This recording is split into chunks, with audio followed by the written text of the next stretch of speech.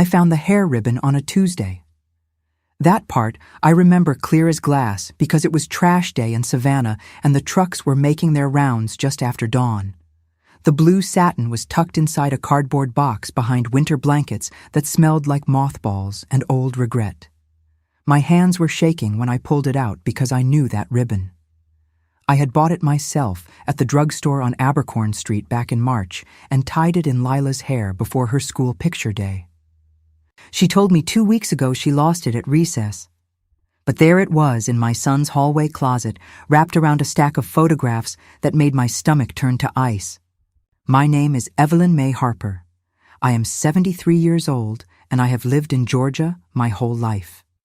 I raised 3 children in a little house off Victory Drive and buried my husband Richard 6 years ago come September. I thought I knew what heartbreak felt like.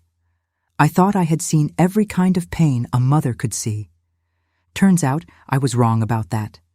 Turns out there are things worse than death and divorce and disappointment. Turns out sometimes the monster is not a stranger. Sometimes the monster is the baby boy you rocked to sleep every night for 2 years straight, singing Jesus Loves Me until your voice went hoarse. I need to stop for just a second here. My chest feels tight and my hands are still trembling even now telling this story. But before I go any further, I want to ask you something. Where are you watching from right now? What city? What state? Drop it in the comments, because I read every single one, and it helps me know I am not alone in this. And what time is it where you are? Is it late at night? Are you watching this when you cannot sleep? I understand that more than you know. If this story is already hitting something inside, you go ahead and hit that like button, and subscribe if you have not already, because there is a new story here every single day. Maybe tomorrow's will be the one you need to hear. Or maybe it will be the one someone you love needs to hear. Now let me tell you how I got to that closet in the first place. I live alone now in the same house Richard and I bought in 1972. It is a small brick ranch with azaleas out front that bloom pink every spring and a screened-in porch where I drink my coffee every morning. I have a routine that keeps me sane. Up at 6, coffee with cream no sugar, read my devotional at the kitchen table. Then I call my daughter Margaret in Atlanta and we talk about nothing important for 20 minutes. That is my life now. Quiet, predictable, safe. I do not see my son Daniel very often. That is a choice we both made years ago after some things were said that cannot be unsaid. He is my middle child. 42 years old, works in insurance, married once, but she left him and I never did get the full story on why. He has always been what my mother would have called a difficult boy. Smart as a whip, but cold somehow. Even as a child, he did not like to be held. Did not cry when he got hurt. Did not laugh at the things other children laughed at. Richard used to say Daniel just had his own way of being in the world, and I should stop trying to make him into something he was not. So I stopped trying. And the distance between us grew into something we both got comfortable with. Then he had Lila. That little girl came into the world 8 years ago, and she was sunshine itself. Big brown eyes, curls that bounced when she ran, a laugh that sounded like bells. She was everything Daniel was not. Warm, affectionate, full of joy. I fell in love with her the first time I held her in the hospital. Her mama was a woman named Jessica, who Daniel dated for about 6 months. Jessica left when Lila was 2, packed her bags one afternoon, and never came back. Daniel told me she had problems. Said she was not stable. Said Lila was better off without her. I did not ask questions, because by then I had learned not to push Daniel on things he did not want to talk about. I saw Lila when I could. Birthdays, holidays. Sometimes Daniel would drop her off at my house for a weekend, and I would spoil her rotten with pancakes and cartoons and trips to the park. She called me Grandma, and she always ran to me with her arms wide open. Those weekends were the best part of my life, watching her play in the backyard, reading her stories before bed, braiding her hair. She was my second chance at getting motherhood right, a chance to pour love into a child without all the mistakes I made the first time around. But over the last 6 months, something changed. Lila stopped running to me. She started crying when it was time to go home. She got quiet in a way that was not natural for a child her age. I noticed she was not eating much. Her teacher called me in April because I am listed as an emergency contact. She said Lila was having accidents at school, wetting herself during class, having nightmares during nap time, refusing to participate in activities she used to love. The teacher said she was worried. She asked if there were problems at home. I told her I would look into it. But when I asked Daniel, he said Lila was fine, just going through a phase. Kids do that, he said. You are worrying over nothing, Mama. I wanted to believe him. Lord knows I wanted to believe him. But then Lila started saying things that did not sit right. Like when I took her for ice cream in May, and she asked me if I thought her daddy loved her. I said, of course he does, honey. Why would you ask that? She just shrugged and looked down at her cone melting in her hands. Another time she asked if she could come live with me. I laughed it off and said, well, you have got your own room at Daddy's house, Sweet Pea. She said, I know, but I like it better at your house, Grandma. I like it when it is just us. Then 2 weeks ago, I got a call from the school again. This time the principal herself. She said Lila had a meltdown in the cafeteria. Screaming, inconsolable, saying she did not want to go home, begging the teacher to let her stay at school. They called Daniel to come get her, and when he arrived, Lila hid under a table. It took 30 minutes to get her to come out. The principal said, Mrs. Harper. I think there might be something going on that we need to address. She suggested I visit. She did not say the words out loud, but I heard them anyway. She was asking me to check on my granddaughter because something was very, very wrong. So I called Daniel and told him I was coming to stay for a few days. He sounded surprised, said it was not a good time, said he had work projects and the house was a mess. I told him I did not care about the mess and I was coming anyway. He went quiet for a long moment and then he said, Fine, Mama. Come on down. But do not expect much. We are just getting by here. I drove to Savannah on a Monday. Daniel lives in a neighborhood called Ardsley Park in one of those old Victorian houses with the tall windows and the wraparound porches. It is a beautiful house, too big for just him and Lila. The paint was peeling in places and the yard needed mowing, but it still had that old Savannah charm. I parked on the street and walked up the front steps with my overnight bag and a casserole I made that morning. I knocked on the door and waited. Daniel answered.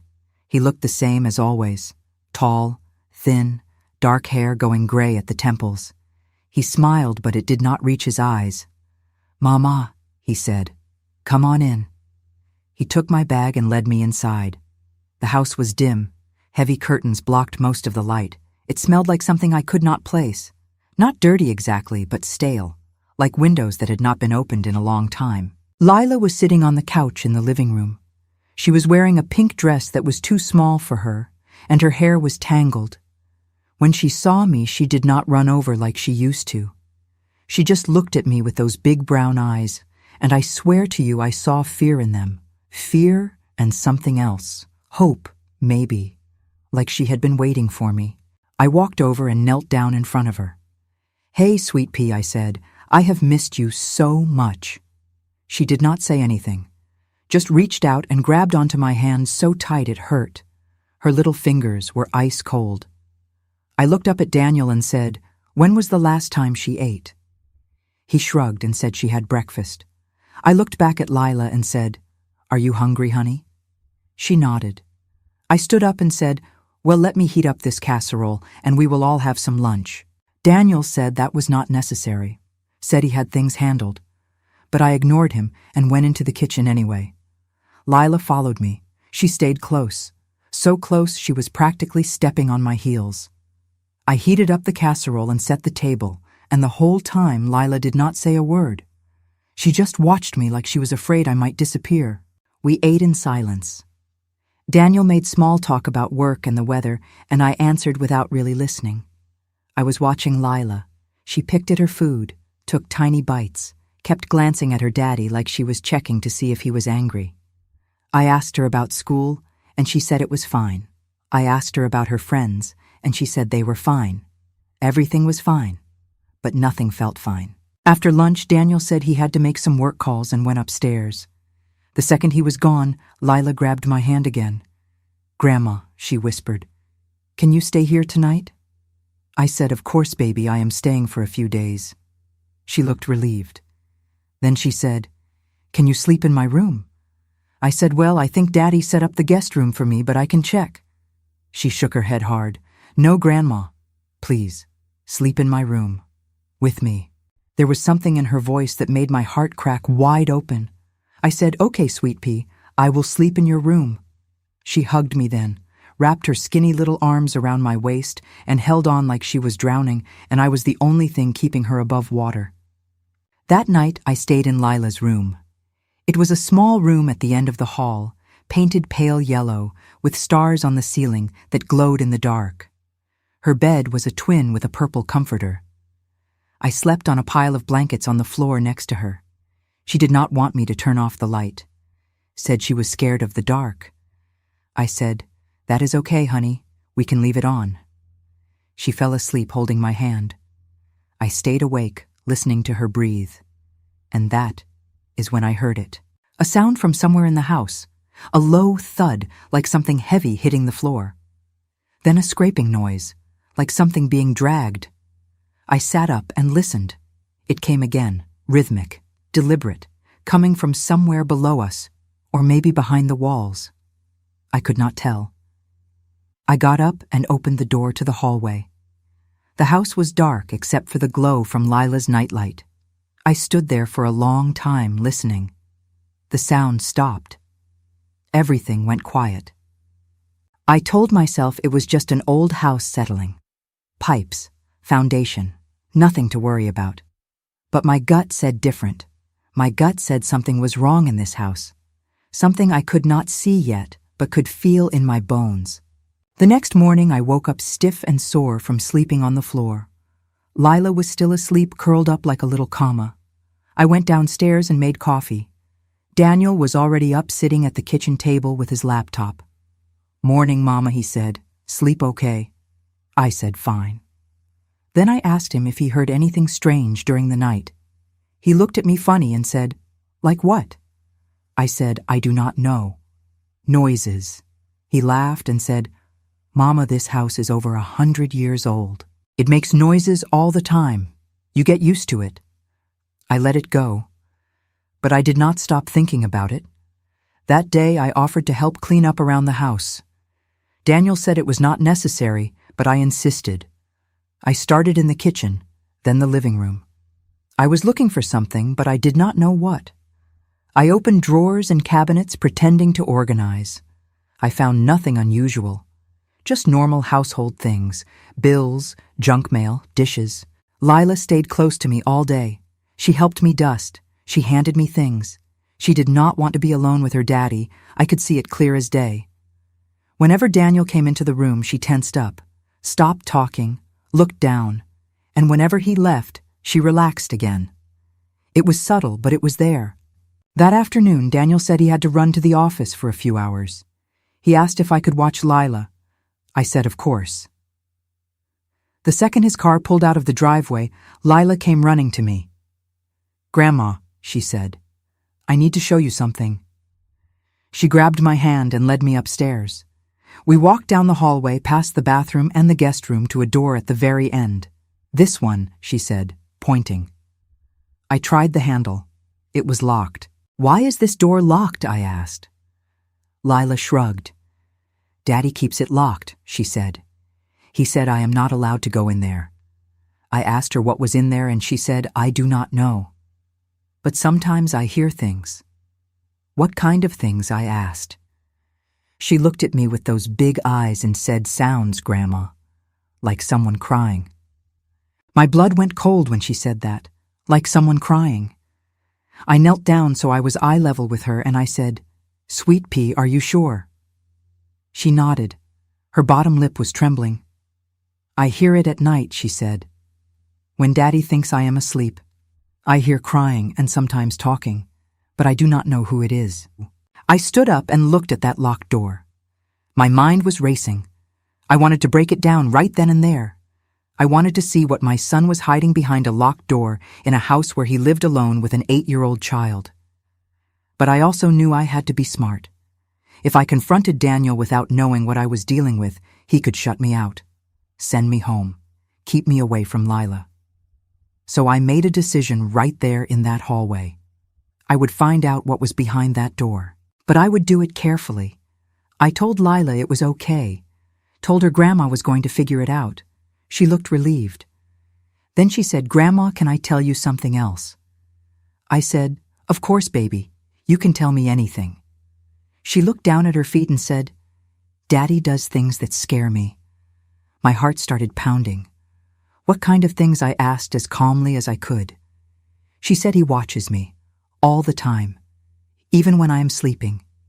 He comes into my room at night and just stands there. I wake up and he is there in the dark, staring at me." I felt like I might be sick. I pulled her into a hug and said, "Baby, I am so sorry. I am going to make sure you are safe. I promise you." She started crying then. Big, heaving sobs. She said, "I did not know if you would believe me, Grandma. Nobody believes me. The teacher said I was making things up. Daddy said I have bad dreams. But it is real, Grandma. It is real." I held her until she stopped crying. Then I took her downstairs and we made cookies together. Chocolate chip. Her favorite. We did not talk about it anymore that day. But I could not stop thinking about what she said. My son standing in his daughter's room in the middle of the night, watching her sleep, scaring her. What kind of man does that? What kind of father?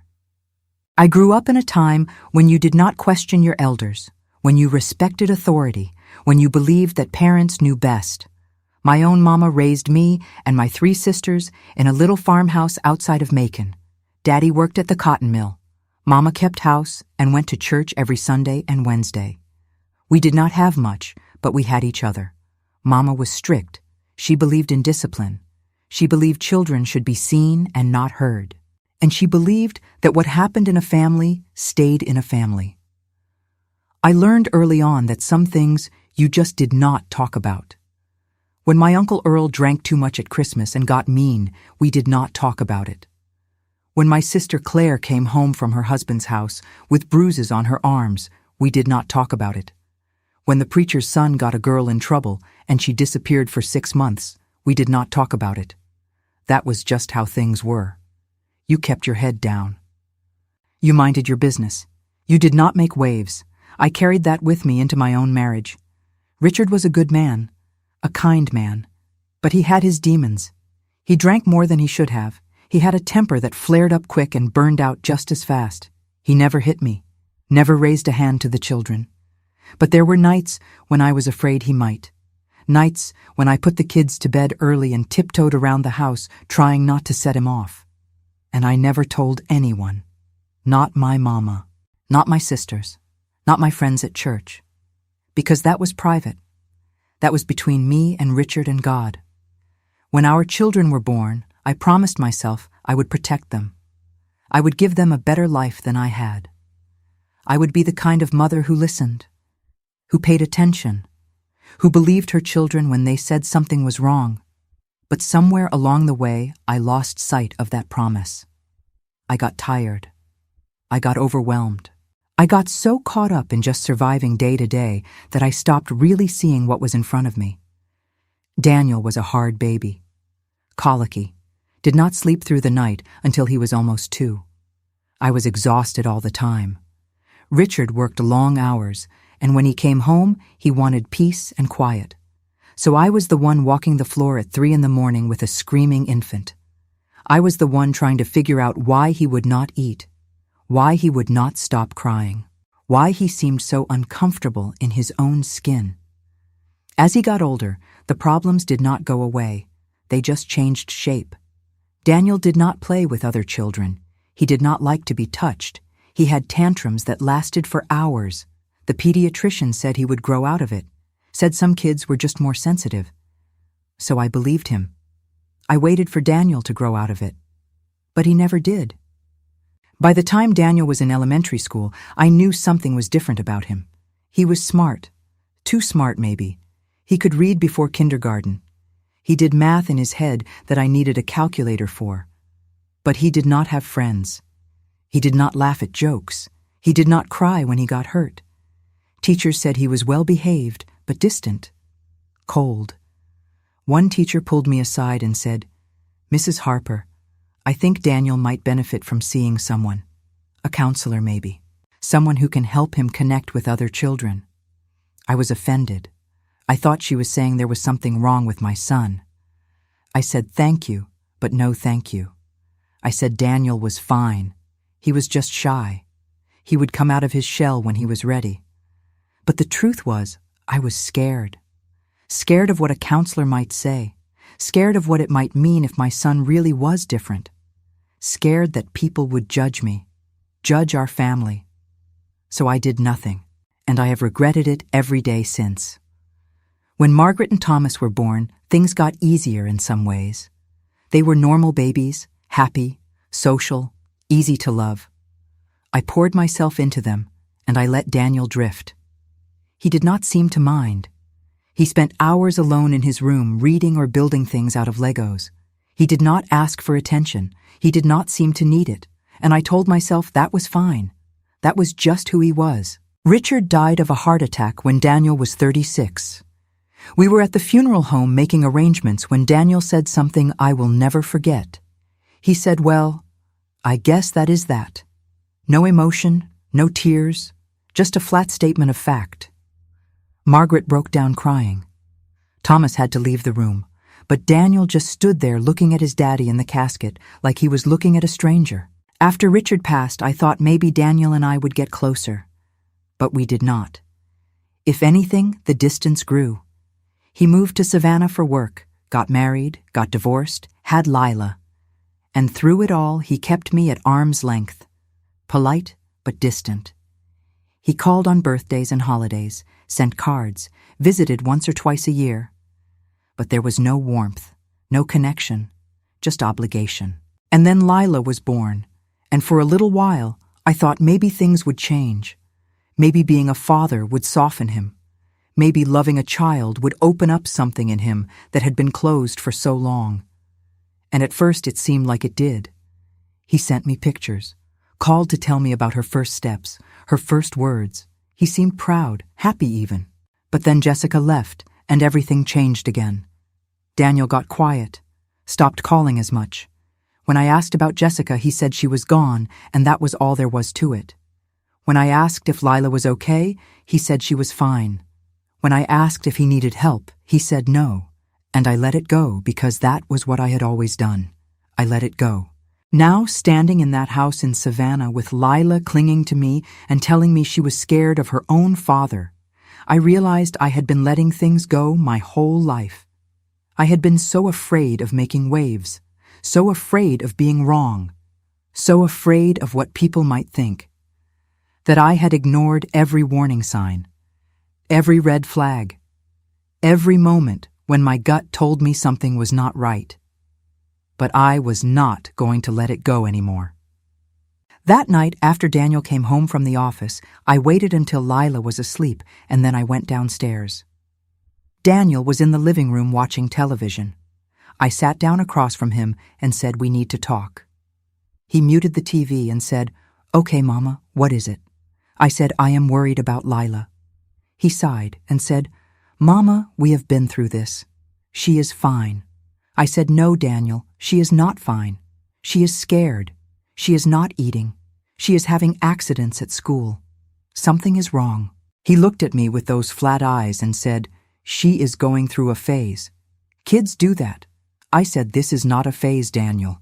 This is serious." He said, "What do you want me to do, Mama? I am doing the best I can. I am a single father working full-time and trying to raise a little girl. It is hard." I said, "I know it is hard, but Lila needs help. She needs to see someone, a counselor, a therapist, someone." Daniel stood up. His face did not change, but I could feel the anger coming off him like heat.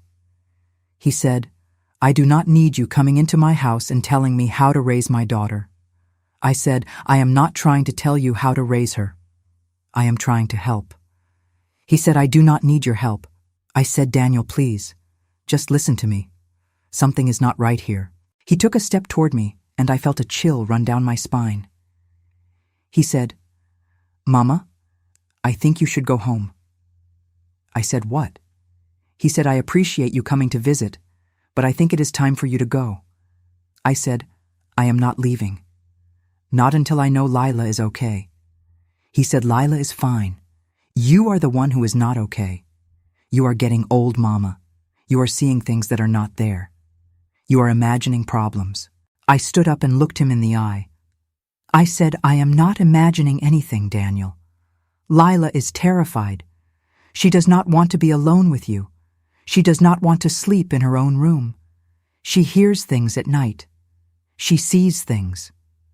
And that locked door upstairs, what is behind that door, Daniel? His face went white. For just a second, I saw something flicker in his eyes, panic maybe, or rage. Then it was gone. He said, that is none of your business.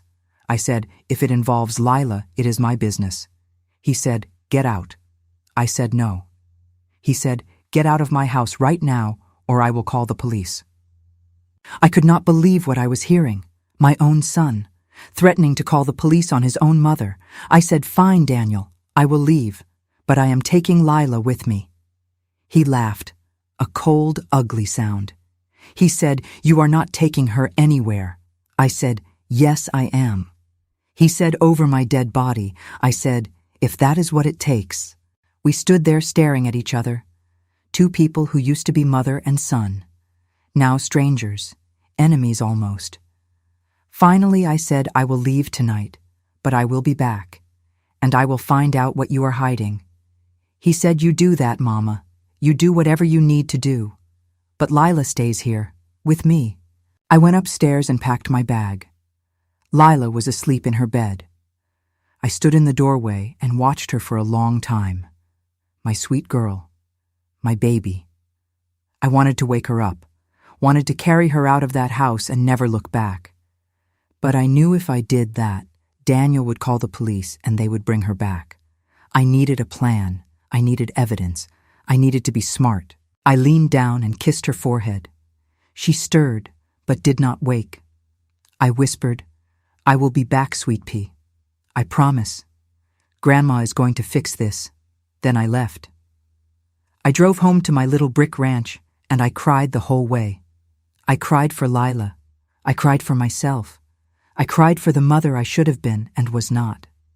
I cried for all the times I looked away when I should have looked closer.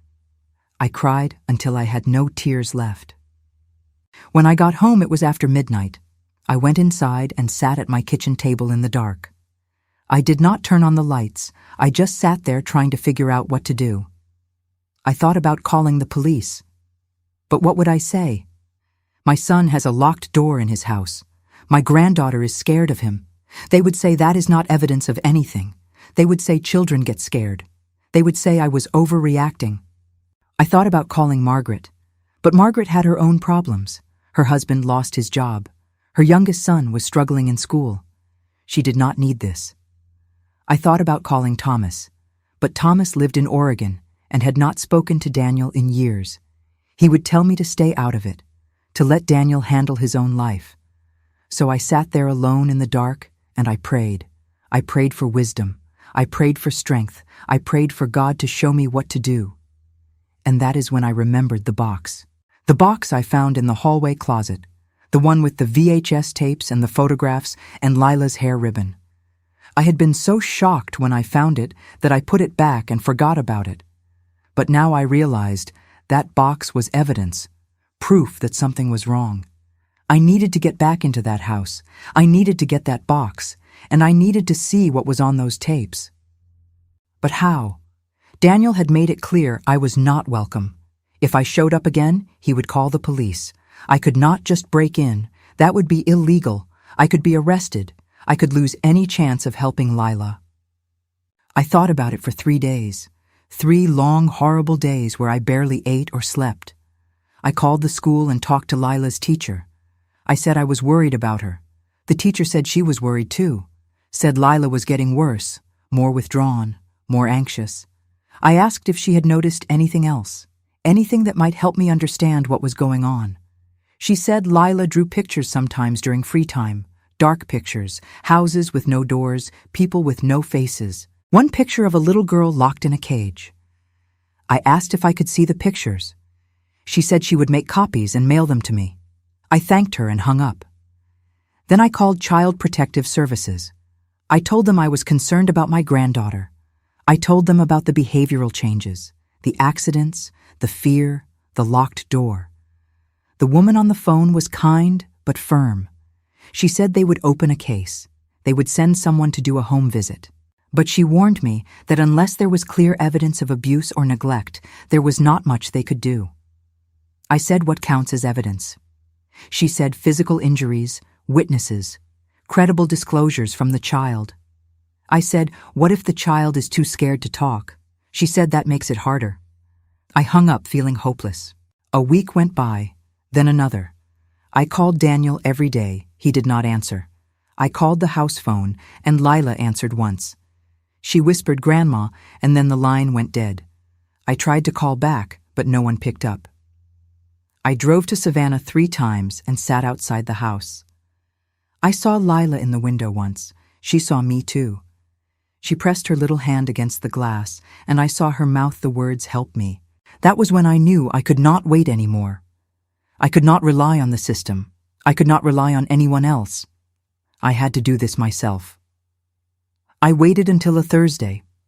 I knew Daniel had a standing meeting with clients every Thursday afternoon. He would be gone for at least 2 hours. I drove to Savannah and parked down the street from the house. I waited until I saw his car leave. Then I walked up to the front door and knocked. Lila answered. Her face lit up when she saw me. "Grandma," she said, "you came back." I said, "Yes, baby, I came back. Can I come in?" She looked behind her nervously. Then she opened the door wider and let me in. I said, "Where is your daddy?" She said, "He is at work. He will be back soon." I said, "Okay, sweet pea, I need you to help me with something. I need to get into that locked room upstairs. Do you know where Daddy keeps the key?" She thought for a moment. Then she said, "I think he keeps it in his bedroom, in his dresser." I said, "Can you show me?" She nodded and led me upstairs. We went into Daniel's room. It was neat, almost unnaturally so. The bed was made with hospital corners. The surfaces were clear. Everything had a place. She pointed to the dresser. "In there," she said. I opened the top drawer. Socks, underwear. Nothing unusual. I opened the second drawer. Shirts folded precisely. I opened the third drawer. And there at the very back, under a stack of old t-shirts, was a small brass key. I took the key and we went back into the hallway.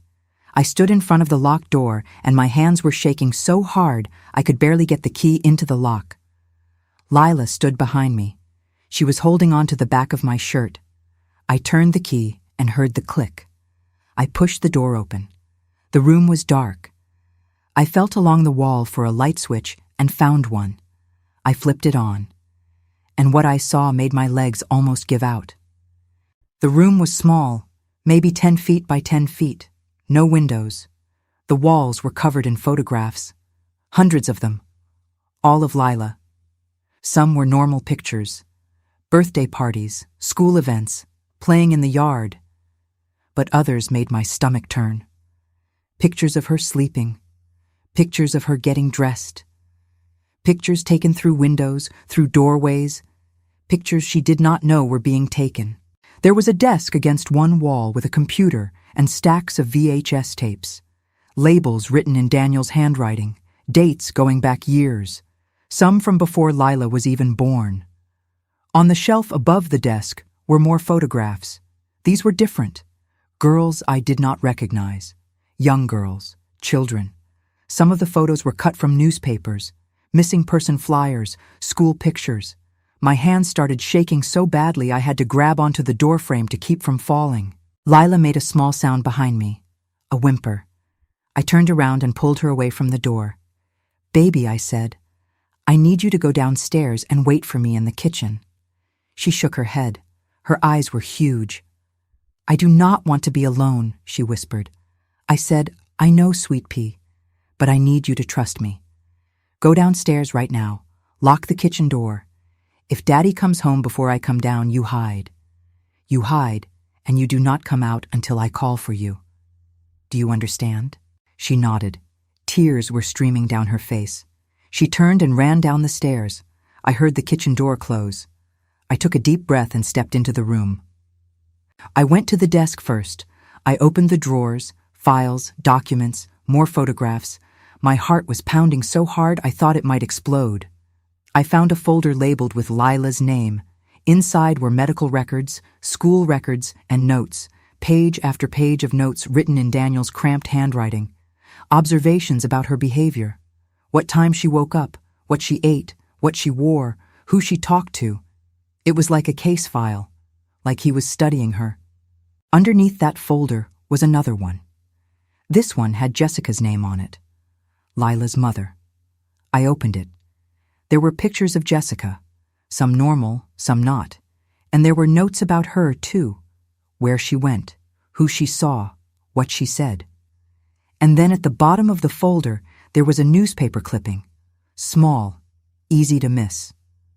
The headline said, Local Woman Missing. I read the date. 3 months after Jessica left. The article said a woman named Jessica Marie Foster had been reported missing by her employer after she failed to show up for work for 2 weeks. Police were investigating. No foul play suspected. Jessica Marie Foster. That was Lila's mother's name. I felt the room start to spin. I grabbed onto the desk to steady myself. My son. My own son. What had he done? What was he capable of? I forced myself to keep looking. I needed evidence. I needed proof. I picked up one of the VHS tapes. The label said, June 2015, before Lila was born. I looked around the room and saw an old television in the corner with a VCR underneath it. I put the tape in and pressed play. The screen flickered to life. Grainy footage, a room I did not recognize, and then a girl, maybe 12 or 13 years old. She was sitting on a bed. She looked scared. The camera was hidden. She did not know she was being filmed. I watched for 30 seconds, and then I could not watch anymore. I ejected the tape and put it back. My whole body was shaking. I have to stop here for a minute. Even now telling you this, I can barely breathe. My own child. The baby I carried for 9 months. The boy I rocked to sleep and sang to and prayed over. He was a monster. And I did not see it. I did not want to see it. But if you are still with me, I need to ask you something. Where are you right now? What city? What state? Tell me in the comments because I need to know I am not alone in this darkness.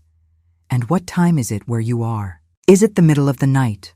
Are you listening to this and feeling what I am feeling? That sick horror in your stomach, that rage, that grief. If you are, hit that like button. And subscribe if you have not already, because there is a new story here every day. And maybe tomorrow someone needs to hear that they are not crazy, that their gut was right, that it is never too late to protect a child. Now let me tell you what I did next. I grabbed the folder with Jessica's information. I grabbed 3 of the VHS tapes. I grabbed a handful of the photographs from the walls. I shoved everything into my purse. Then I turned off the light and locked the door behind me. I put the key back in Daniel's dresser exactly where I found it.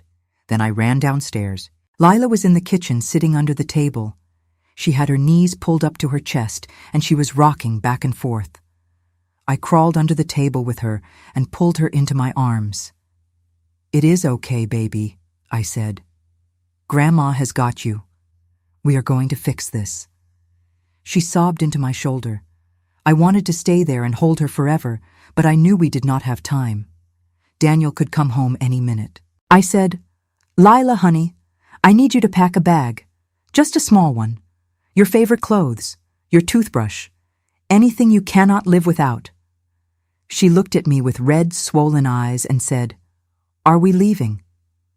I said, Yes, baby. We are leaving. She said, Is Daddy going to be mad? I said, Yes, he is going to be very mad.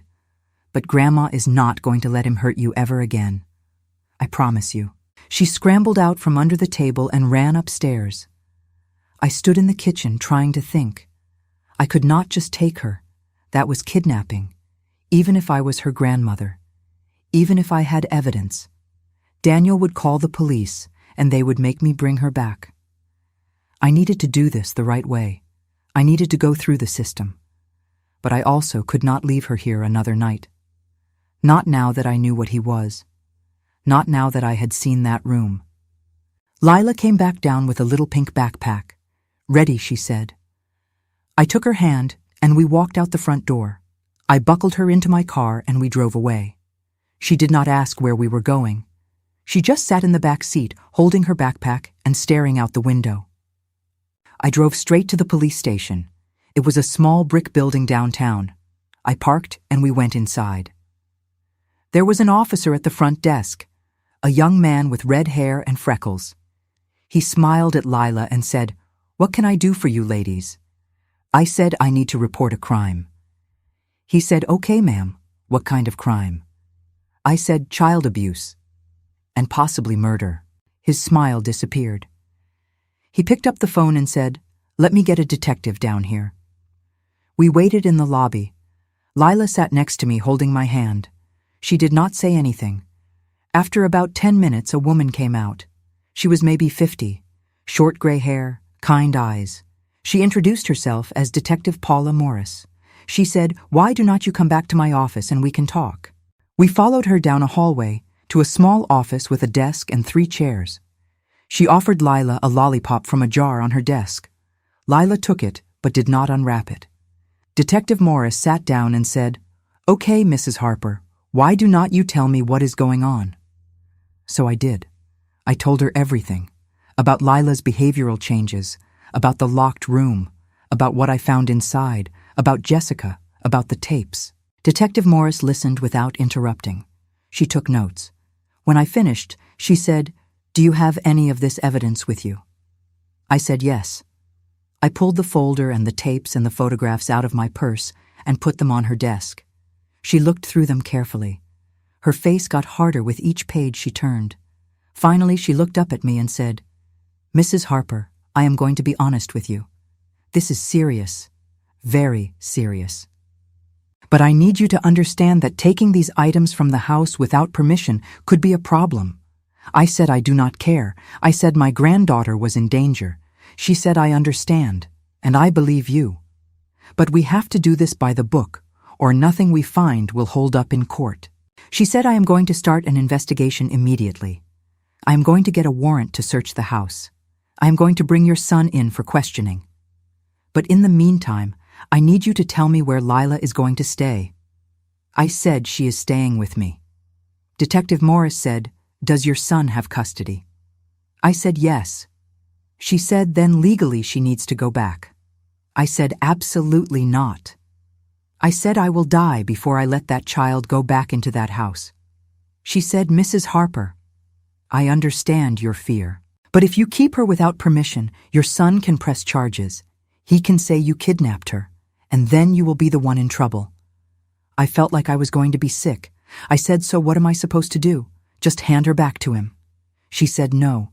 She said, "I am going to contact Child Protective Services right now. We are going to file an emergency petition for custody. But that takes time. At least 24 hours, maybe longer. In the meantime, Lila needs to be in a safe place. Do you have any family who can take her? Someone your son would agree to?" I thought about it. Margaret, my daughter. Daniel and Margaret barely spoke, but he did not hate her. I said my daughter Margaret, in Atlanta. Detective Morris said, "Can you call her?" I called Margaret right there in the office. I told her everything. She was silent for a long time. Then she said, "Mama, are you sure?" I said, "Yes, Margaret, I am sure. I saw it with my own eyes." She said, "Oh my God." She started crying. I said, "Margaret, I need you to take Lila for a few days, just until this gets sorted out." She said, "Of course. Of course, Mama. Bring her to me right now." Detective Morris took the phone and spoke to Margaret. She explained the situation, told her what to expect, told her not to let Daniel take Lila under any circumstances. Margaret agreed to everything. When Detective Morris hung up, she said, "Okay, your daughter is going to keep Lila safe. I am going to call your son and tell him there is an active investigation and that Lila is staying with family temporarily. He is not going to like it, but there is nothing he can do about it right now." I thanked her. I asked when I would hear from her again. She said, "I will call you tomorrow after we execute the search warrant.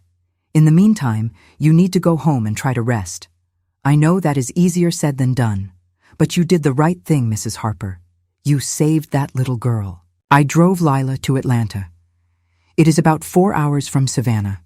We did not talk much. She fell asleep in the back seat halfway there. When we got to Margaret's house, it was almost 10 at night. Margaret came running out before I even put the car in park. She opened the back door and unbuckled Lila and pulled her into her arms. "My sweet girl," she said. "You are safe now. Aunt Maggie has got you." I stayed long enough to get Lila settled.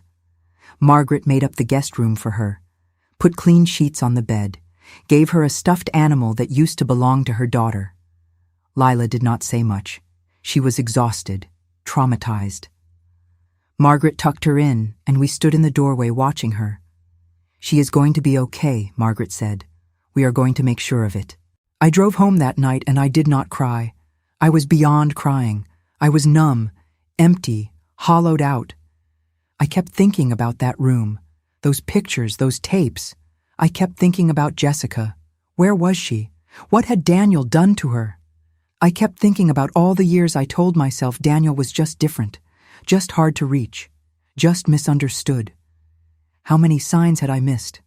How many chances had I had to stop this before it got this far? I got home around 3 in the morning. I walked into my house and sat down at the kitchen table in the dark. And for the first time in my life, I questioned everything I thought I knew. About my son, about myself, about God. How could God let this happen? How could God let a monster be born from my own body? How could I have been so blind? I sat there until the sun came up. I did not sleep. I could not sleep. Every time I closed my eyes, I saw that room. I saw Lila's face. I saw those other girls in the photographs. Girls I did not know. Girls whose mothers probably did not know what happened to them. My phone rang at 8 in the morning. It was Detective Morris. She said, "Mrs. Harper, we executed the search warrant this morning. We found everything, the computer, the tapes, the files. We also found something else. In the basement, a locked freezer." I said what was in it. She was quiet for a moment. Then she said, "We believe we found Jessica Foster. We are waiting on the medical examiner to confirm. But Mrs. Harper, it looks like she has been there for years." I dropped the phone. I could not breathe. I could not think. My son was a murderer. My son had killed the mother of his child and kept her body in the basement. And Lila had been living in that house, playing in that house, sleeping in that house, right above her mother's grave. I do not know how long I sat there. Could have been minutes. Could have been hours. Eventually, I picked up the phone. Detective Morris was still there. She was saying my name. "Mrs. Harper.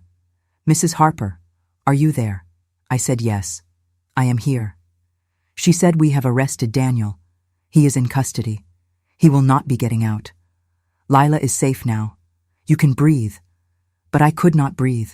I could not do anything but sit there and try to understand how this was my life, how this was real. I need to pause again. I am sorry. This part is so hard to tell. But I need you to know something.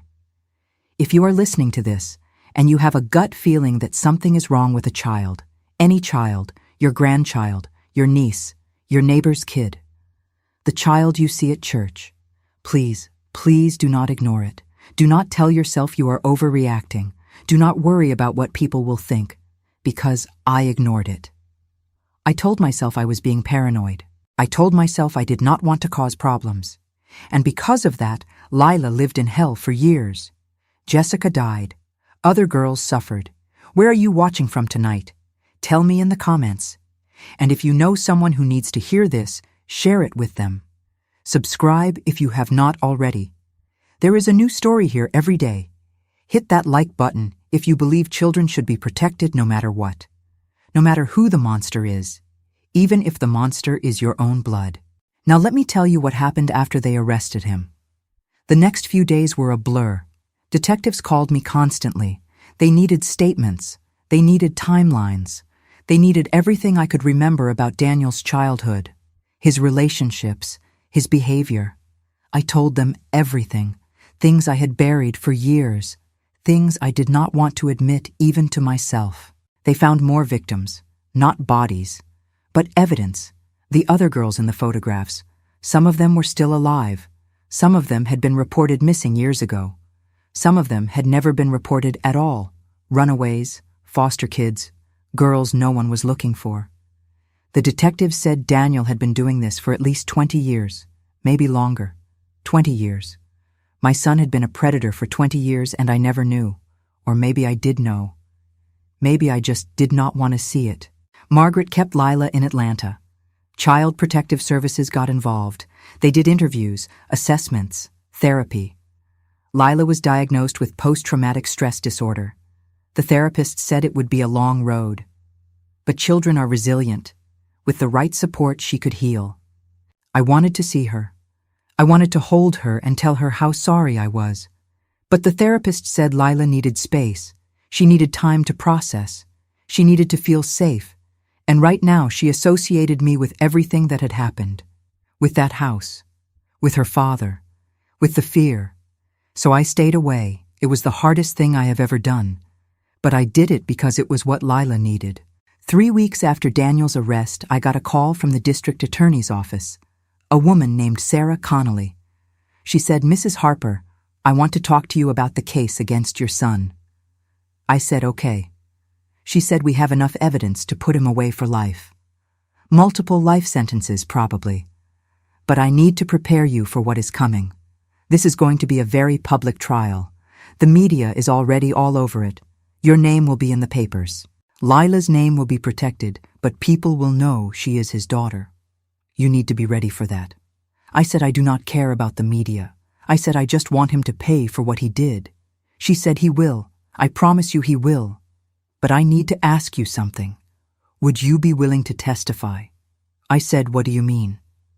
She said, "I need you to testify about Daniel's behavior, about the things you observed over the years, about your concerns.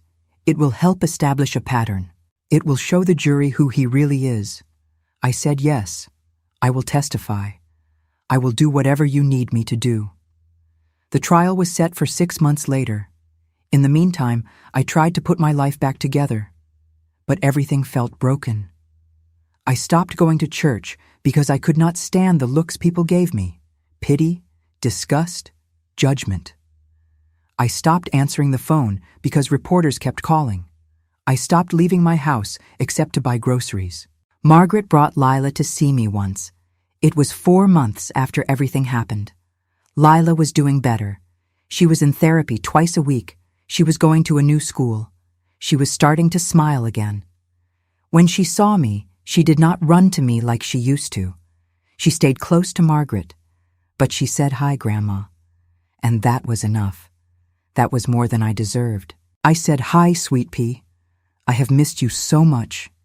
She said, "I missed you too." I said, "How are you doing?" She said, "I am okay. My therapist says I am very brave." I said, "You are brave. You are the bravest person I know." She looked down at her feet. Then she said, "Grandma, it was not your fault." I felt tears sting my eyes. I said, "What?" She said, "What Daddy did. It was not your fault. My therapist said I should tell you that. Because you look sad all the time." And she said, "Maybe you think it was your fault, but it was not. It was Daddy's fault." I knelt down in front of her. I said, "Thank you, baby. Thank you for saying that. But the truth is, I should have protected you sooner. I should have seen what was happening." She shook her head. "You did protect me," she said. "You saved me, Grandma. You are my hero." I pulled her into a hug and I cried. I cried for everything we lost, everything we would never get back. but also for everything we still had. We still had each other. We still had hope. We still had a future. Before we get to what happened at the trial, I need to stop one more time, because I need to tell you something important. If you stayed with me this far, it means something. It means you care about children. You care about justice. You care about the truth. So I am asking you to do something for me. If you watch this whole story, leave me a comment with one word. Guardian, that is the word. Just that one word. Because only people who really listened will know why that matters. And subscribe if you have not yet. There is a new story here every day. Stories about grandmothers and mothers and fathers and people who fought for children. Where are you right now? What time is it? I want to know. From my heart to yours, thank you for hearing me. Now let me tell you about the trial. The trial started on a cold morning in February. I had not slept in days. I kept going over my testimony in my head. What I would say, how I would say it. The district attorney, Sarah Connolly, had prepared me. She told me to just tell the truth, to speak from the heart, to look at the jury when I talked. She said the defense would try to make me look like a vindictive mother, like I had always hated Daniel and this was my revenge. She said, do not let them rattle you. Just stay calm and tell the truth. I wore my best dress, a navy blue one that Margaret bought me for Richard's funeral. I did my hair, put on lipstick. I wanted to look respectable, credible, like someone the jury would believe. Margaret drove me to the courthouse. She held my hand the whole way. She said, Mama, you can do this. You are stronger than you know. I said I do not feel strong. I feel like I'm going to fall apart. She said, that is okay. Fall apart if you need to. But do it after you testify. Right now, Lila needs you to be strong. The courthouse was surrounded by reporters, cameras, microphones, people shouting questions. Margaret shielded me as we walked up the steps. We did not answer any of them. We just kept our heads down and walked inside. The courtroom was packed. I had never been inside a courtroom before. It was smaller than I expected. Wood paneling, rows of benches, a judge's bench at the front, the jury box to the side. And there in the middle of it all was Daniel, my son, sitting at the defense table in an orange jumpsuit. His hands were cuffed. He looked thin, pale. His hair was longer than I had ever seen it. He turned and looked at me when I walked in. His face showed nothing. No emotion, no recognition, just those flat, empty eyes. I sat in the front row behind the prosecution table. Sarah Connolly turned and gave me a small nod. The judge came in. Everyone stood. Then we sat back down, and it began. The prosecution laid out their case. They showed the jury photographs from the room. Not the worst ones, but enough. They played portions of the VHS tapes. I could not watch. I looked down at my hands and tried not to hear. They brought in witnesses. Detective Morris, the medical examiner who confirmed that the body in the freezer was Jessica Foster. Cause of death was strangulation. She had been dead for over 6 years. They brought in some of the other victims, girls who were now women, who had been found because of the photographs in Daniel's files. One by one, they took the stand and told their stories. How he had befriended them, groomed them, hurt them. Some of them cried, some of them were angry, all of them were brave. The defense tried to poke holes, tried to say the evidence was circumstantial, tried to say the victims were unreliable. But the evidence was overwhelming. The jury looked horrified, disgusted. I watched their faces and I knew they were going to convict him. There was no doubt. On the third day, Sarah Connolly called me to the stand. I walked up to the front of the courtroom, put my hand on the Bible, swore to tell the truth, the whole truth, and nothing but the truth, so help me God. Then I sat down in the witness chair and looked out at all those faces staring at me. Sarah stood up and smiled gently. She said, "Mrs. Harper, can you please state your name for the record?" I said, "Evelyn May Harper." She said, "And how are you related to the defendant?" I said, "He is my son." She said, "How long have you known about his crimes?" I said, I did not know the full extent until I found the room in his house. But I knew something was wrong for a long time before that. She said, can you tell the jury about Daniel's childhood? I took a deep breath. I said Daniel was always different, even as a baby. He did not like to be held. He did not cry when he got hurt. He did not connect with other children. As he got older, it got worse. He was cold, distant. I thought he would grow out of it. I thought he just needed time. But he never did. She said, did you ever seek help for him? I said no. And that is my biggest regret. I was afraid of what people would think. I was afraid of admitting there was something wrong with my child. So I did nothing. And because of that, other people suffered. The defense attorney objected, said that was speculation. The judge sustained it. Sarah said, Mrs. Harper, when did you first become concerned about your granddaughter, Lila? I said about 6 months before I found the room. She was changing, becoming fearful, withdrawn. Her teacher called me, said she was having problems at school. I tried to talk to Daniel about it, but he brushed me off, said she was fine. Sarah said, what made you go to his house that day? I said, Lila called me. She was crying. She said, Grandma, please do not let me stay alone with him. I knew then that something was very wrong. So I went to check on her. Sarah said, and what did you find? I said I found a little girl who was terrified of her own father. I found a locked room full of horrors. I found evidence that my son was a monster. My voice broke on that last word. I started crying. Sarah handed me a tissue. She said, take your time, Mrs. Harper. I wiped my eyes. I looked at the jury. I said, I know I should have seen it sooner. I know I should have done more. But I am here now, and I am telling you the truth.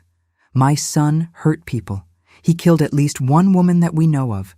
He traumatized my granddaughter. He destroyed lives, and he needs to pay for that. Sarah said, thank you, Mrs. Harper. No further questions. The defense attorney stood up. His name was Robert Brennan. He was younger than I expected, slick-looking. He smiled at me, but it did not reach his eyes. He said, Mrs. Harper, you testified that you always thought there was something wrong with Daniel. Is that correct? I said, yes. He said, but you never got him help. I said, no, I did not. He said, so you neglected your son's mental health needs. I said, I suppose you could say that. He said, and now you are here testifying against him. Isn't that convenient? I felt anger rise in my chest. I said I am here because I am trying to protect my granddaughter and honor the memory of the women he killed. He said, or maybe you are here because you feel guilty, because you know you failed as a mother. And now you are trying to make yourself feel better by painting him as a monster. Sarah objected. The judge sustained it. Told the defense attorney to move on. He said, Mrs. Harper, do you love your son? I looked right at him. I said, I do not know anymore. He said, you do not know. I said, I love the child I thought he was. But the man sitting over there, I do not know him. I do not think I ever did. He asked me more questions. Tried to twist my words. Tried to make me look like a bad mother, a liar, someone with an agenda. But I did not let him. I stayed calm. I told the truth. And when he finally sat down, I felt like I could breathe again. I stepped down from the witness stand, walked back to my seat. Margaret squeezed my hand. You did good, Mama, she whispered. You did so good. The trial lasted 2 weeks. The jury deliberated for 4 hours. When they came back, the verdict was guilty on all counts: murder in the first degree, multiple counts of child abuse, kidnapping, possession of child pornography. The list went on and on. The judge set a sentencing date for 2 weeks later. I did not go to that. Margaret went and called me after. She said the judge gave him life without the possibility of parole. Multiple consecutive life sentences. He will die in prison, Mama. He will never hurt anyone again. I should have felt relief. I should have felt vindicated. But all I felt was empty. Because no amount of justice would undo what he did. No prison sentence would bring Jessica back. No verdict would erase the trauma Lila carried. It was over. But nothing was fixed. In the days after the sentencing, I had to figure out what came next. Lila was living with Margaret. Child Protective Services had granted Margaret temporary custody. But Margaret had her own family, her own life. She could not keep Lila forever. So I applied for permanent custody. I was 73 years old. I had no idea if they would give it to me, but I had to try. The social worker who handled the case was a woman named Patricia Owens. She came to my house to do a home study. She walked through every room, asked me questions about my health, my finances, my support system. She asked me if I thought I could handle raising a traumatized 8-year-old at my age. I said I do not know, but I love her, and I will do everything in my power to keep her safe. She asked me if I blamed myself. I said yes. Every day. She said you should not. You did what you could with the information you had. You saved her in the end. That is what matters. I said I just wish I had saved her sooner. She said I know, but you cannot change the past. You can only move forward. A month later, I got the call. Patricia said, Mrs. Harper, I am happy to tell you that your petition for custody has been approved. Lila will be coming to live with you permanently. I cried. I thanked her. I asked when. She said we can do the transfer next week if you are ready. I said, I am ready. Margaret brought Lila to me on a Sunday afternoon. It was the beginning of April. The azaleas were blooming in my front yard. Lila got out of the car holding her pink backpack, the same one she had packed the day I took her from Daniel's house. She walked up the driveway slowly, looking around like she was trying to decide if this was safe, if this was home. I opened the front door and stood there waiting. She stopped at the bottom of the steps, looked up at me. I said, Hey, sweet pea, welcome home. She smiled, a real smile, the first one I had seen in months, and then she ran up the steps and into my arms. Margaret helped us get settled. She brought boxes of Lila's things, clothes, toys, books. We set up the guest room as Lila's room, painted it her favorite color, lavender, hung up curtains with stars on them, put glow in the dark stickers on the ceiling, made it a place where she could feel safe. That first night, Lila did not want to sleep alone. She asked if she could sleep in my room. I said, of course, baby. We pushed the twin bed from her room into mine, put it right next to my bed. That way she could reach out and hold my hand if she got scared. And she did. She woke up 3 times that night from nightmares, each time I was there, holding her hand, telling her it was okay, telling her she was safe. The weeks turned into months. Lila started therapy with a woman named Dr. Reeves, who specialized in childhood trauma. She went twice a week. Slowly, she started to open up, started to talk about what happened, started to process the fear and the pain and the confusion. Dr. Reeves said she was making remarkable progress. She said Lila was resilient, strong. She said with time and support, she would heal. Lila started at a new school in the fall. She was nervous at first, afraid the other kids would know, would ask questions. But I talked to the principal and the teacher, explained the situation without going into details. They were kind, protective. They made sure Lila felt safe. She made friends, slowly at first. A girl named Emma who sat next to her in class. A boy named Tyler who liked to draw like she did. She started smiling more, laughing more. She joined the school choir. She started playing soccer. She was becoming a kid again.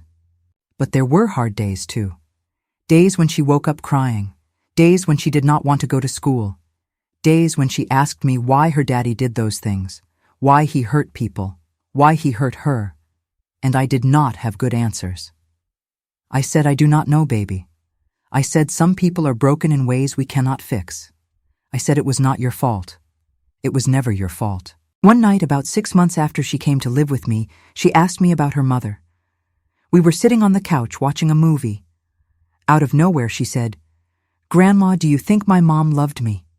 I said, oh, sweet pea. Of course she did. She said, then, why did she leave? I took a deep breath.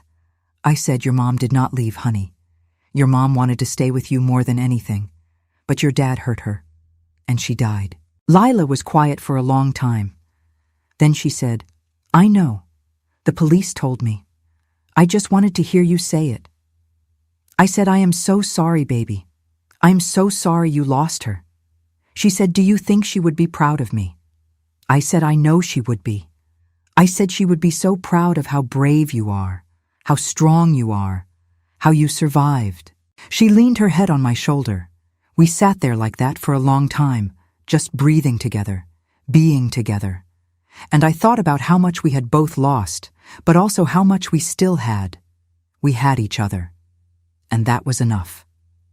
There is something I need to say before I finish this part of the story.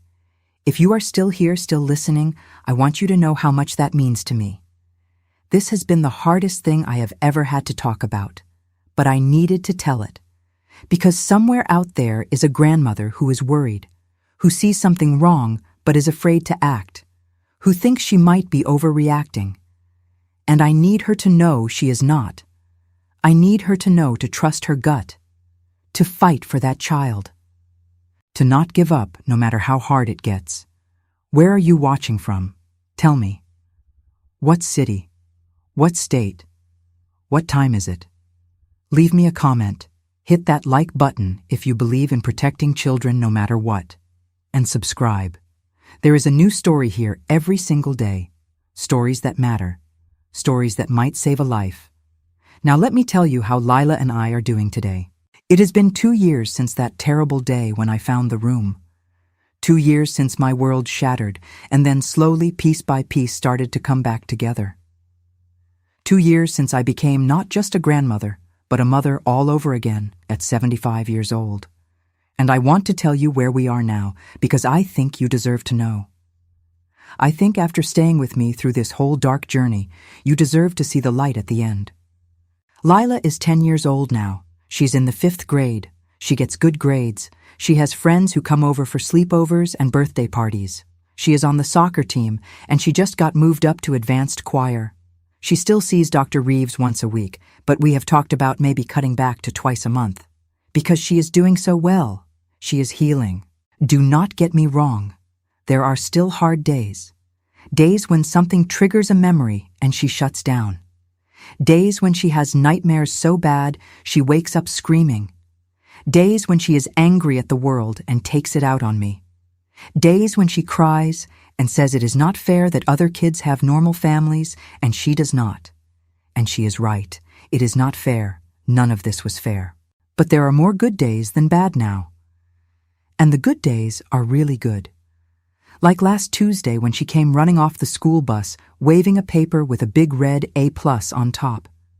She wrote a story for English class about a girl who gets lost in the woods and finds her way home by following the stars. Her teacher wrote at the bottom that it was the best story she had read in 20 years of teaching. Lila was so proud. We hung it on the refrigerator right next to her soccer schedule and her spelling test from last week. Or like Saturday mornings when we make pancakes together. She stands on a step stool at the counter and measures out the flour while I crack the eggs. We make way too many, enough for an army. And then we sit at the kitchen table and eat them while we watch cartoons. Her favorite is this show about a family of talking dogs. I do not really get it, but she laughs so hard she snorts milk out of her nose. And that sound. That laugh. It is the most beautiful sound in the world. Our house is small, but it is full of life now, full of her artwork taped to the walls, her soccer cleats by the front door, her books scattered on every surface, her stuffed animals taking over the couch. Sometimes I look around and think about how quiet it used to be, how empty, and I thank God every single day that it is not empty anymore. We have routines now. School mornings start at 6:30. I make her breakfast while she gets dressed. Toast with peanut butter and a glass of orange juice. Then we do her hair. She likes it in 2 French braids. It took me 3 months to learn how to do French braids. I watched videos on the computer and practiced on a doll until I got it right. Now I can do them in under 5 minutes. We are a good team. After school, she does her homework at the kitchen table while I make dinner. She complains about math, says she does not understand fractions. I help her when I can, but honestly, sometimes I do not understand them either. So we call Margaret. Margaret was always good at math. She talks Lila through the problems on speakerphone, explains it in ways that make sense. Lila gets frustrated sometimes, says she is stupid. I tell her she is not stupid. I tell her math is hard and it is okay to ask for help. I tell her I am proud of her for trying. Dinner is at 6. We sit down together every single night. No television, no phones, just the two of us and whatever I cook that day. Sometimes it is something fancy like pot roast with potatoes and carrots. Sometimes it is just scrambled eggs and toast because we are both too tired for anything else. It does not matter what we eat. What matters is that we are together. After dinner, Lila takes a bath. She is old enough to do it herself now, but I still sit on the bathroom floor outside the tub while she splashes around. We talk about her day, who she played with at recess, what they are learning in science, whether she thinks Tyler likes Emma or if Emma likes Tyler. Normal kid stuff. Beautiful, ordinary, wonderful kid stuff. Bedtime is at 8:30.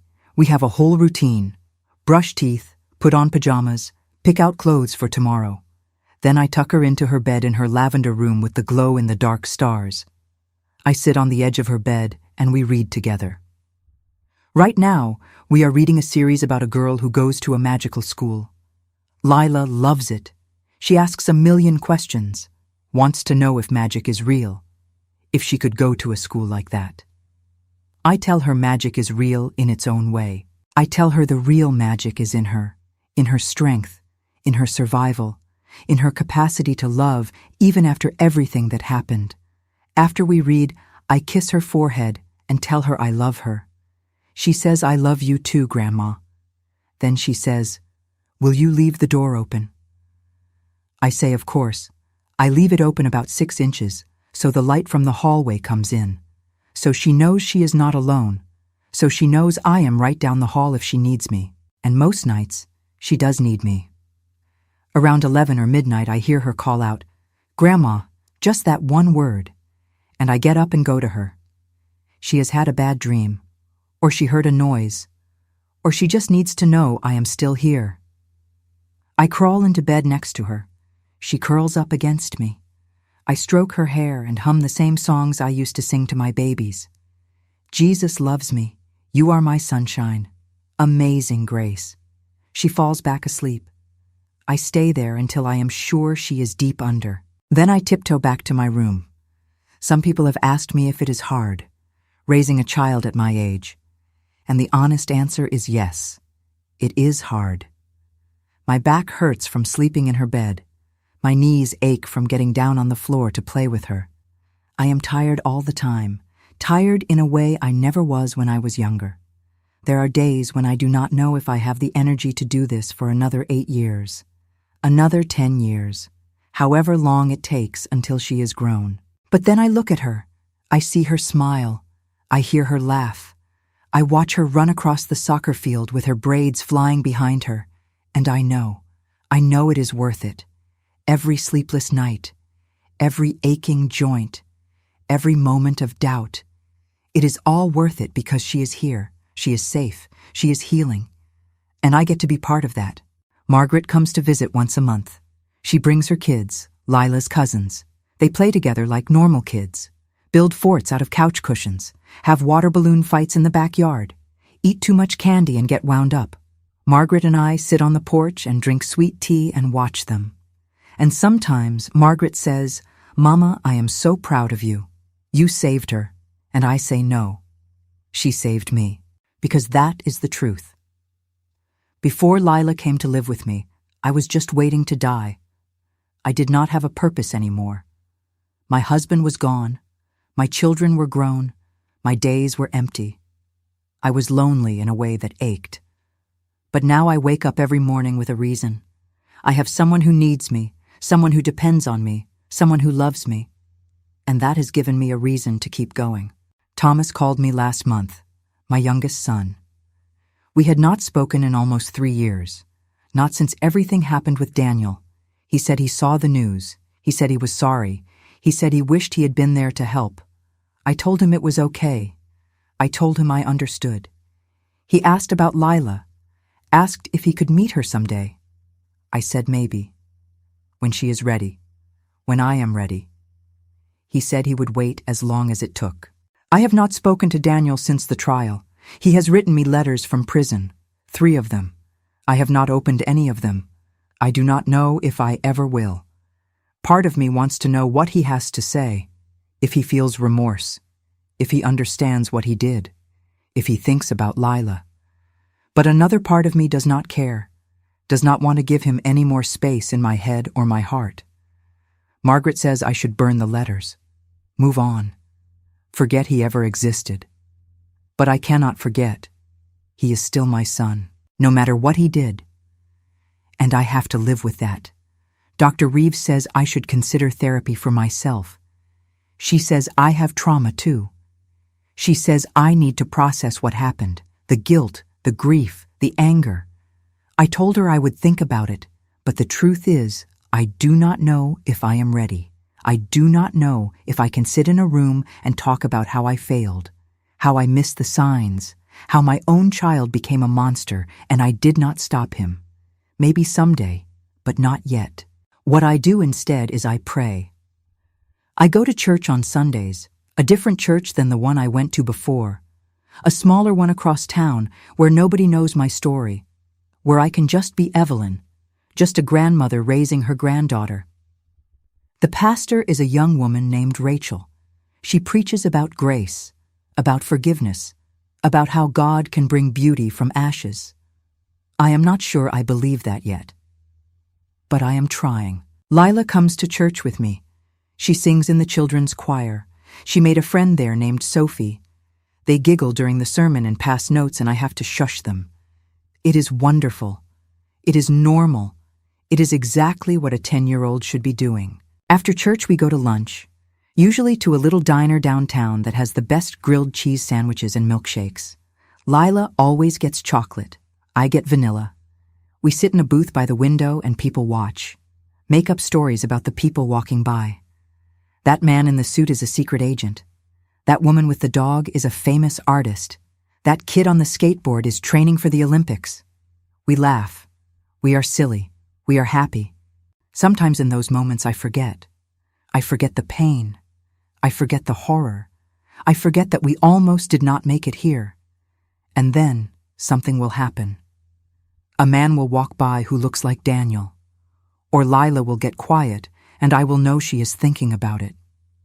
And the weight comes crashing back.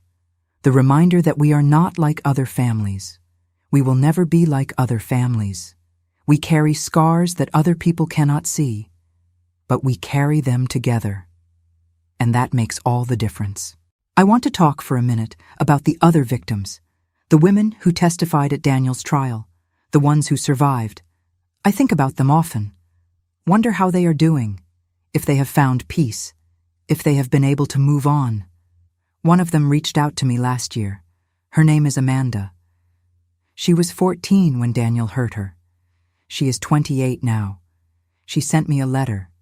She said she wanted me to know that she did not blame me. She said she knew I did not know. She said the fact that I stopped him when I found out meant everything. She said I gave her hope that there are still good people in the world. I wrote her back. I thanked her for her kindness. I told her I was sorry. So deeply sorry for what my son did to her. I told her she was brave, that she was strong, that I hoped she was healing. She wrote back again. We have been writing back and forth ever since. She is in college now, studying to be a social worker. She wants to help other survivors. She said Daniel took a lot from her, but he did not take her future. She is building a life, a good life, and that gives me hope too. There were other victims who were never found, girls in the photographs whose names we do not know, who disappeared without a trace. I think about their mothers, their grandmothers, the people who loved them and never knew what happened, who are still waiting, still hoping, still searching. And my heart breaks for them. Because I know how close I came to being one of them, how close Lila came to being just another photograph in a box. I have started volunteering at a local organization that helps families affected by violence. I answer phones. I help coordinate support groups. I do whatever they need. It is my way of trying to give back, my way of trying to turn this nightmare into something that might help someone else. The director of the organization is a woman named Patricia, the same Patricia who did my home study for custody. She asked me if I would be willing to speak, to share my story, to help other grandparents and parents understand the warning signs. I said yes. So once a month, I stand up in front of a room full of people and I tell them what happened.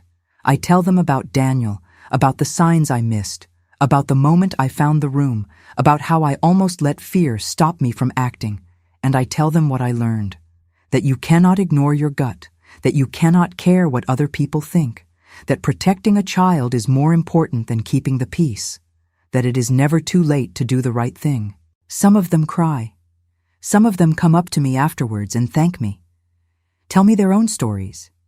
Tell me about the children they are worried about, the relatives who make them uncomfortable, the situations that do not feel right. And I tell them what I wish someone had told me. Trust yourself. Document everything. Do not be afraid to ask for help. Do not wait, because waiting can cost a life. Lila does not know I do this. She is too young to understand. But someday, when she is older, I will tell her. I will tell her that I am trying to make sure what happened to her does not happen to other children. I will tell her that her pain has purpose, that her survival matters, that she is helping people just by being here, just by being alive. I want to pause here because there is something I need to say to you. If you have made it this far, if you have stayed with me through this entire story, through the darkness and the pain and the hard truths, then you are the kind of person who cares, who pays attention, who does not look away when things get uncomfortable. And I need you to know that matters. The world needs more people like you. People who listen. People who believe. People who act. So I want to ask you to do something for me. If there is a child in your life, any child, your grandchild, your niece or nephew, the neighbor kid, the child you see at church or at the store, pay attention to them, really see them. Notice if something changes, if they get quiet, if they seem afraid, if they say things that do not quite make sense. Do not brush it off. Do not tell yourself it is nothing, because it might be something. It might be everything. And if you see something, if you suspect something, please do not stay silent. I know it is scary. I know you do not want to be wrong. I know you do not want to cause problems. I know all of that because I felt all of that. But I am telling you, speak up anyway, report it.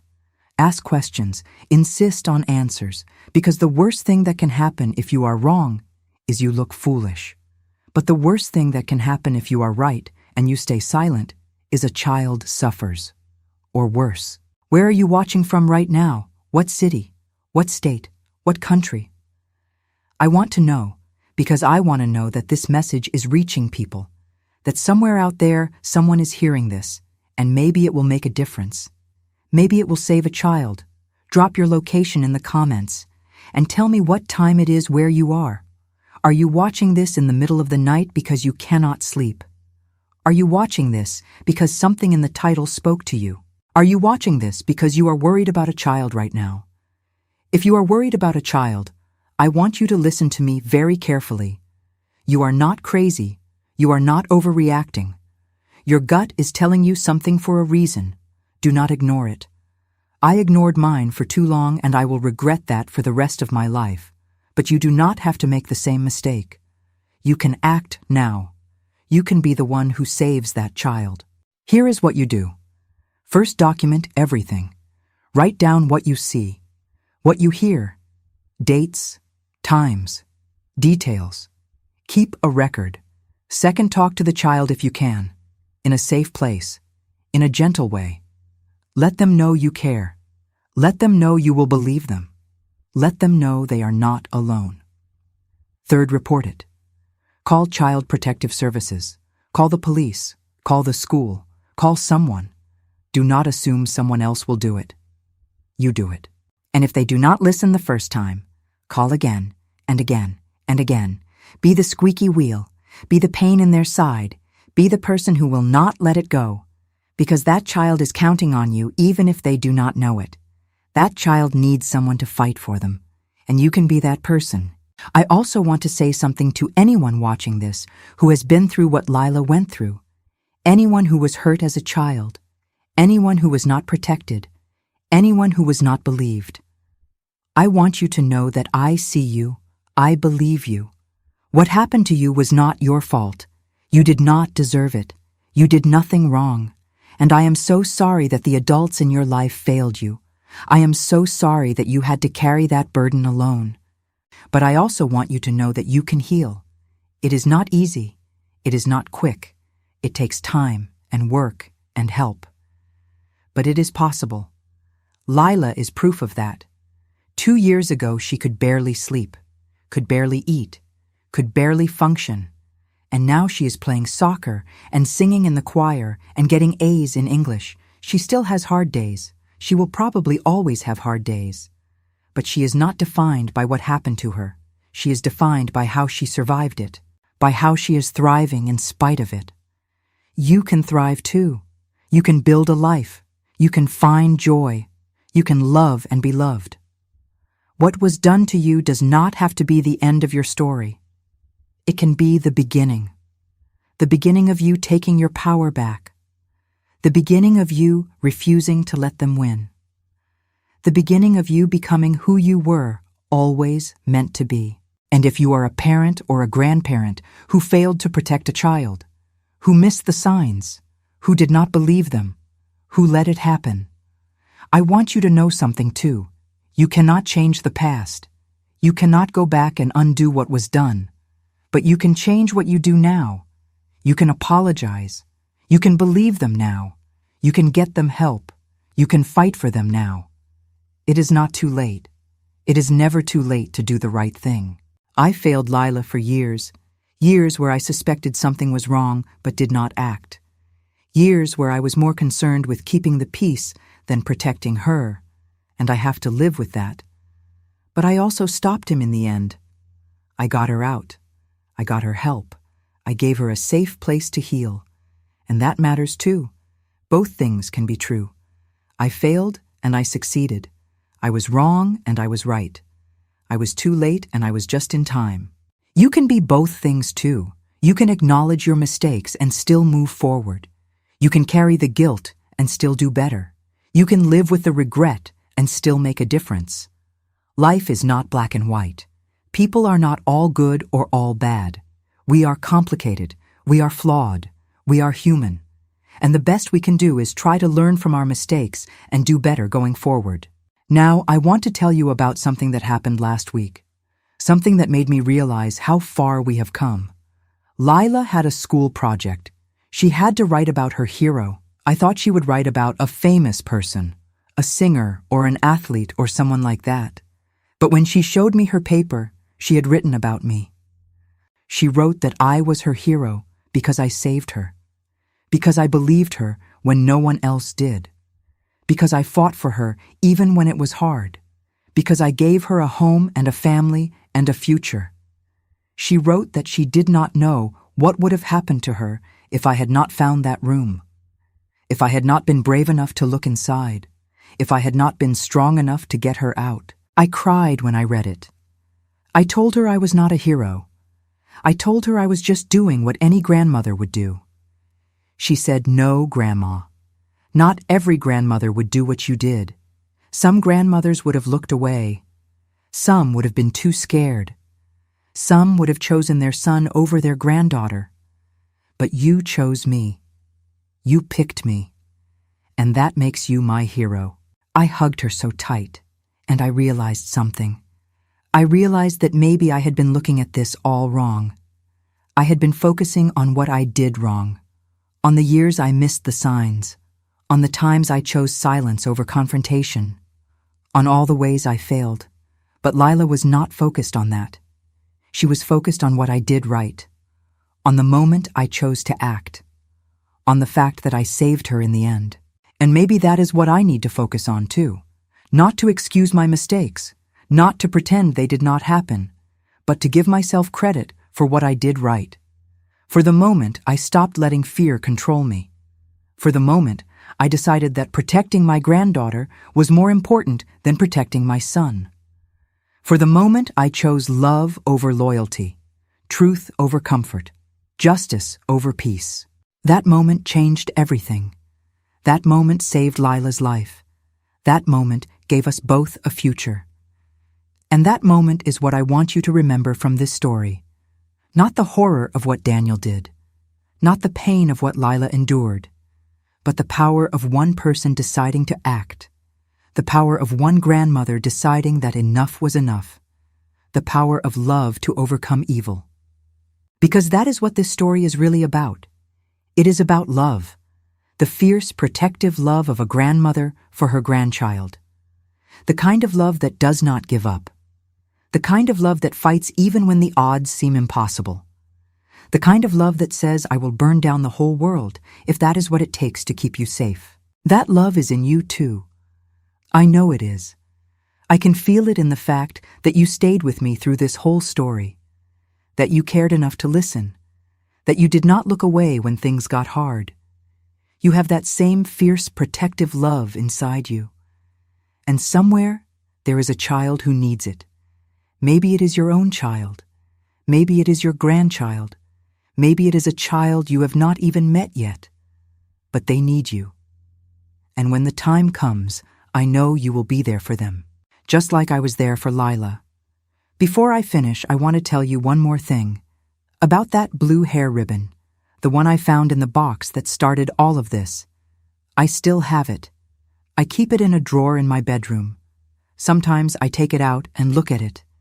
And I remember the terror I felt when I found it, the way my hands shook, the way my stomach dropped, the way I knew in that moment that everything was about to change.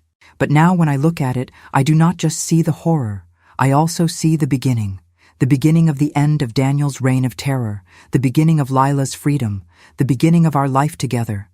That ribbon was the thread that unraveled everything, and I am grateful for it, grateful that I found it, grateful that I did not ignore it, grateful that it led me to the truth. Last month on Lila's 10th birthday, I showed her the ribbon. I asked her if she remembered it. She said yes. She said that was the ribbon I wore for my school picture in 2nd grade. I said, that is right. And I told her how I found it, how it was the first real piece of evidence that something was wrong, how it gave me the courage to keep looking, how it changed everything. She held it in her hands for a long time. Then she said, Grandma, can I have it?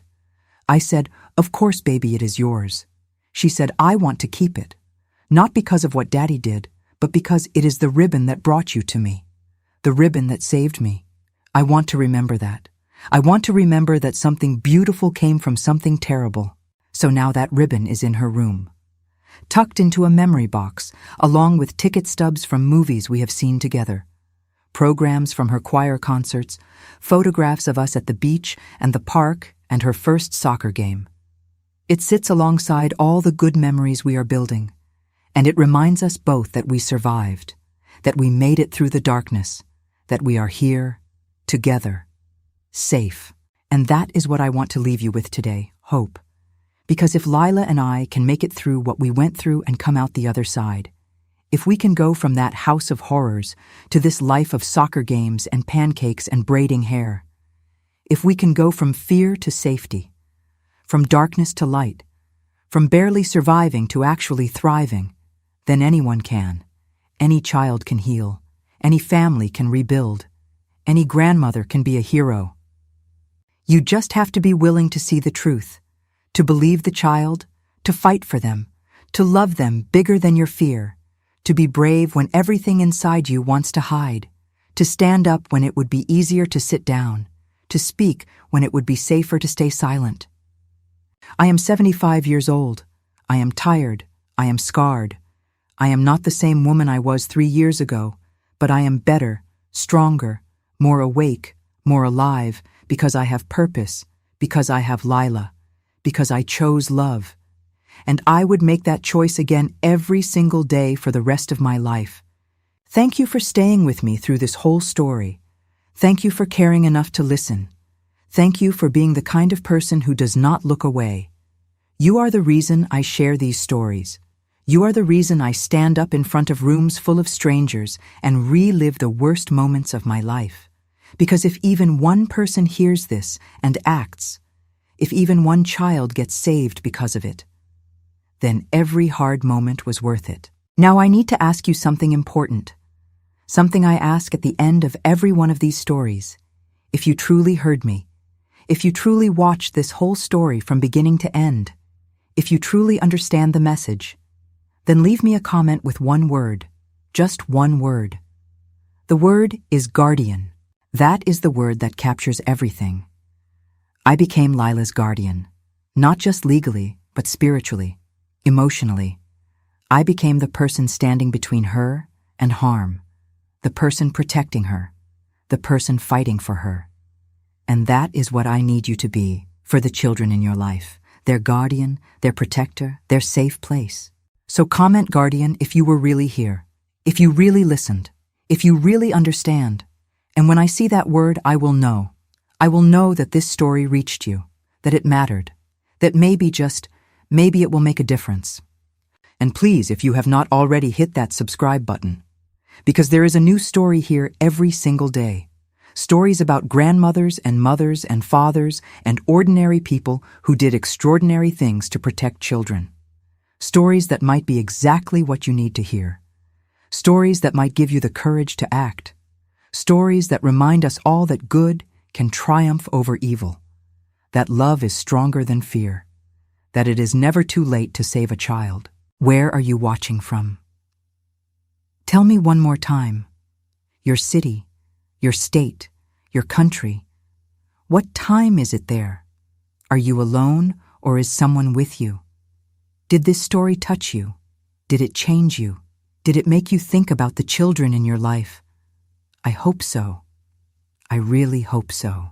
From this old grandmother's heart to yours, thank you. Thank you for seeing me. Thank you for hearing me. Thank you for caring about Lila. Thank you for caring about all the children out there who need someone to fight for them. Take care of each other. Pay attention to the children around you. Trust your gut. Be brave. Be loud. Be relentless. Be the guardian they need. And come back tomorrow. Because tomorrow there will be another story, another grandmother, another child, another battle between good and evil, another reminder that love wins, that truth matters, that children are worth fighting for. God bless you. Keep those babies safe. And remember, you are never too old, never too tired, never too scared to be someone's hero. You just have to decide. You just have to choose. You just have to act. The way I chose, the way I acted, the way I saved my Lila. And if I can do it, so can you. Until tomorrow, this is Evelyn May Harper, signing off, with love, with hope, and with the unshakable belief that together we can protect every child, every single one. Remember the word, guardian. Leave it in the comments. Subscribe for tomorrow's story. Hit that like button if this moved you. And share this with someone who needs to hear it. Someone who might be worried about a child. Someone who needs permission to act.